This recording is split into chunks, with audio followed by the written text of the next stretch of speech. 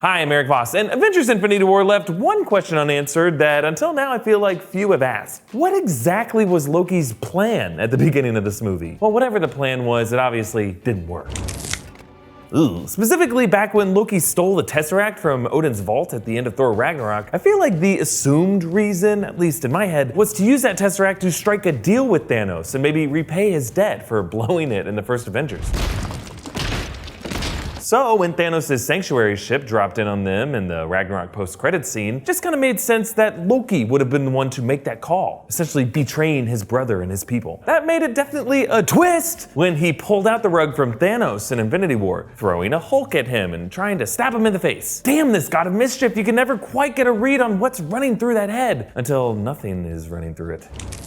That mysterious quality to Loki, compared to the other Marvel characters at least, has definitely inspired a lot of conspiracy theories. But in this video, let's rewatch Loki at the end of Ragnarok and the beginning of Infinity War, analyze some new recent statements by the filmmakers, and some recently released test footage of Thanos, all to see if we can arrive at a legit explanation of Loki's strategy and tactics moment to moment. I want to start with what the directors and screenwriters have said about Loki in Infinity War. The Russo brothers confirm that Loki's actions in this movie are true and genuine, not part of any trickery. Is another character who began his journey as a villain, and I think finally shows his true colors in Infinity War when he makes an attempt to murder Thanos to save his own brother, to tragic consequences. Yes, tragic consequences. He's dead. He ain't disguised as a Hulk, and he ain't Loki-shaped debris floating outside. The sound effect was pretty telling, guys.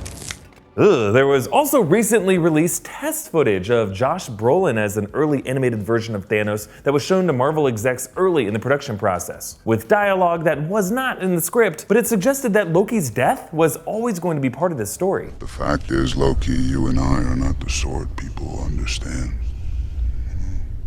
The sort people fear. Now I got the information that I need, and now I have to break your neck. But just because Loki's actions were sincere doesn't mean that they weren't orchestrated. The screenwriters were asked why Loki so dramatically delayed the reveal of Hulk, when one might assume Hulk might have been more useful earlier in this battle. And here's how they responded. It's also a plan on their part. You know, I think they were getting Thanos into position and then giving him the best chance to... Plan. So what exactly was this plan? And how far back did the plan go? Let's rewind back to the final act of Thor Ragnarok.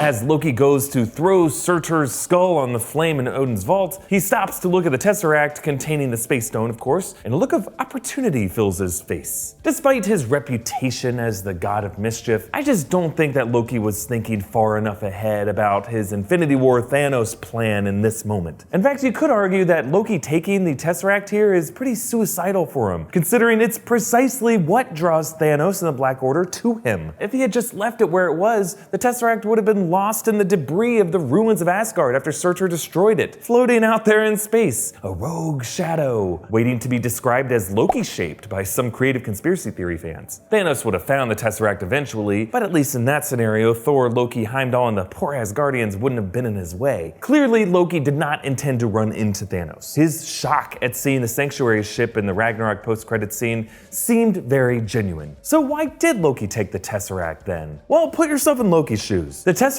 is the golden egg that has eluded him for years. Thanos or no Thanos, this thing has real value to Loki. And since he was headed back to Earth, a place that hates him, and filled with Avengers with all kinds of painful powers,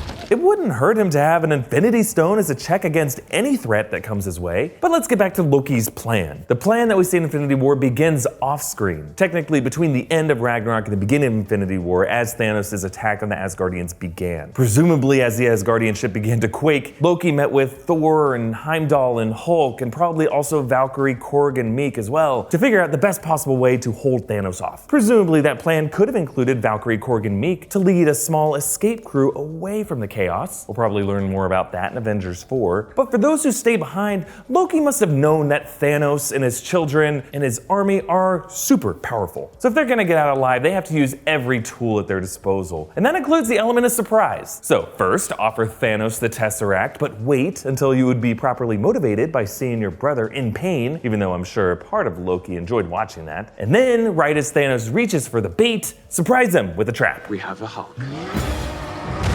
And you know, especially when this plan was probably rushed, it's not the worst strategy. 2 demigods and a Hulk against the Mad Titan?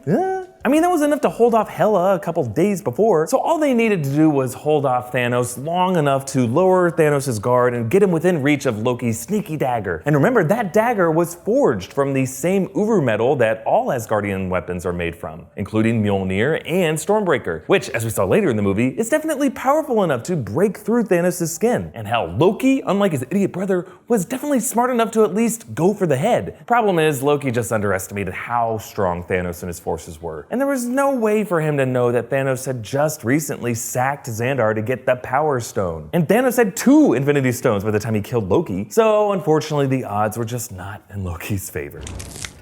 Now, I should say that it's also possible that Loki knew taking the Tesseract could place a target on his back for the Mad Titan to come find him, but maybe he would prefer it stay in safe-ish Asgardian hands that would make Thanos have to fight for it. But I think Loki values his neck a bit more than that. Loki probably only showed his true colors of noble sacrifice once Thanos found him and their situation became desperate. But with that, here's my question for you guys. Do you think Loki's plan was smart, all things considered? Comment down below with your thoughts and follow me on Twitter and Instagram at Erik Voss for some interesting, funny stuff that I'm working on that I think you guys will like. And speaking of like, do that to this video. And subscribe to New Rockstars, because if there's a question to be asked about Loki, you know we're gonna ask it, even if we have to break our necks over it. We're not gonna do it this time?